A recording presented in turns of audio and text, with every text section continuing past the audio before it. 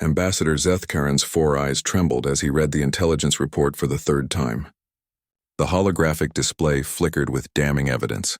3 human colony ships destroyed, their precious cargo of younglings scattered into the void like dying stars. The Galactic Council had done the unthinkable. They had broken the first law. "Sir," his aide whispered, mandibles clicking nervously, "the humans are requesting an emergency session." Zethkarin's chitinous plates shifted, a sign of deep distress among his people. In his 2 centuries of diplomatic service, he had never witnessed such a catastrophic breach of galactic protocol. The first law wasn't merely legislation. It was sacred doctrine written in the blood of 1,000 wars. Never harm the human young. The law had emerged after the Terran-Vegan conflict of 2387, when humanity had demonstrated exactly why their offspring were to be considered untouchable. The galaxy had learned at tremendous cost that humans possessed an evolutionary trait so dangerous it defied comprehension. They would sacrifice everything for their children. Not just their own children, all human children. When the Vegans had targeted a human nursery station during their rebellion, expecting it to be an easy military victory, they had instead awakened something primordial. Within 72 hours, every human ship, soldier, and civilian had mobilized. Trade routes were abandoned, peace treaties dissolved, entire fleets redirected toward a single purpose: vengeance. The humans had fought with a fury that transcended rational military doctrine. They rammed capital ships into Vegan battle cruisers knowing they would die. They detonated antimatter bombs in close quarters, vaporizing themselves alongside their enemies. They had turned their own bodies into weapons, their grief into unstoppable force.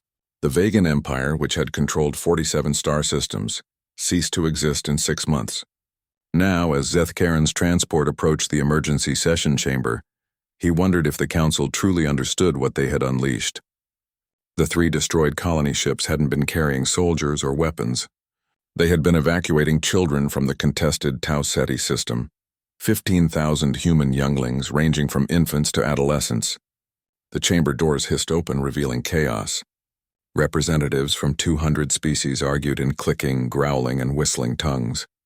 At the center stood Admiral Sarah Chen, humanity's military liaison to the Council. Her face was carved from stone, her eyes holding depths of fury that made even the battle-hardened Krex delegates step backward.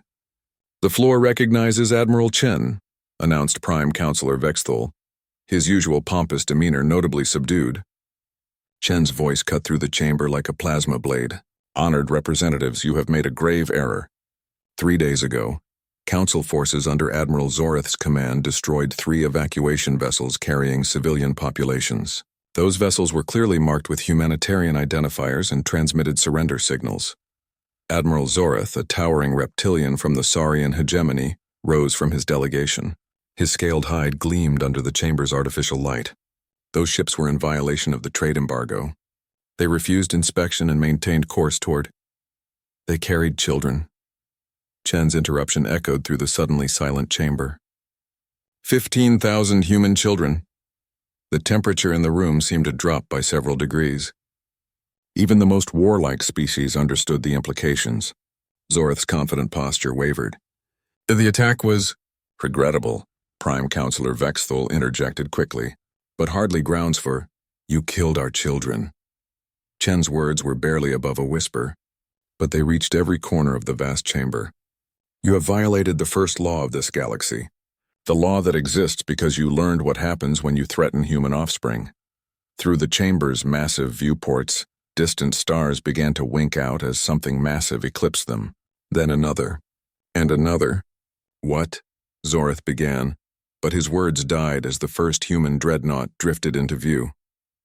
The ship was impossibly large, its hull scarred from 100 battles. More appeared, sleek destroyers, bristling cruisers, carriers disgorging clouds of fighters. Chen activated her wrist communicator. "Admiral Murphy, status report." A gruff voice crackled through the speakers, loud enough for the entire chamber to hear. 7th Fleet in position, Admiral. 3rd and 5th Fleets arriving within the hour. The colonists from New Terra are demanding to join the response fleet. Hell, ma'am. We've got civilian cargo haulers welding missile pods to their hulls. The alien delegates stared through the viewports in growing horror. The human fleet continued to materialize from hyperspace. Not just military vessels, but civilian ships, mining barges, even pleasure craft, all bristling with improvised weapons. "This is madness," Zorith sputtered. "You would start a war over an accident?" Chen turned to face the Saurian admiral, and Zethkaran saw something in her expression that made his species' ancestral memories scream warnings.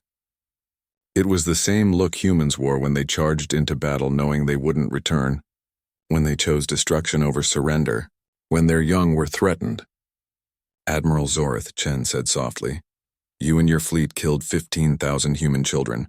Children who were singing lullabies when your missiles struck. Children who were playing games, learning to read, taking their first steps." She gestured toward the viewport, where the human fleet now numbered in the thousands and continued growing. "What you see outside isn't madness, Admiral. It's evolution. For 1,000,000 years, humans who failed to protect their young didn't pass on their genes. What you're looking at is the result of that selection pressure. We are a species that will die before we let harm come to our children."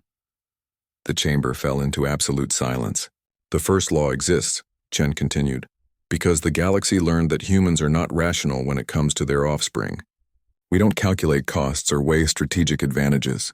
We don't negotiate or compromise. We simply act." She tapped her communicator again. "Admiral Murphy, you are authorized to begin orbital bombardment of all Saurian military installations. Show them why the first law exists." Outside, the human fleet began to move with terrifying purpose. Prime Counselor Vexthul raised his appendages in surrender. "Admiral Chen, please. This can be resolved diplomatically." Chen's smile held no warmth. "Counselor, you had the opportunity for diplomacy when you chose not to fire on evacuation ships. You forfeited that option when you killed our children." As the first human weapons began to charge, casting ominous glows across the station's hull, every species in the chamber understood the same terrible truth. They had awakened humanity's deepest evolutionary programming. And evolution, unlike diplomacy, never negotiates.